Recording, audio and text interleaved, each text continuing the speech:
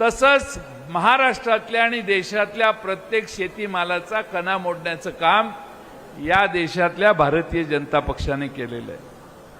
आणि म्हणून कांद्याची आयात पंजाबमध्ये झाली, त्यानं कांद्याचा दर कमी करण्याचं पाप ज्या अमित शहा साहेबांच्या सरकारने केलं ते आता म्हणायला लागले आहेत की महाराष्ट्र में शरद पवार को और उद्धव ठाकरे को रोकने की जरूरत है। आता आढावा घ्यायला लागले। निवडणूक जम्मू काश्मीरची, तिकडं नाही साहेब जात।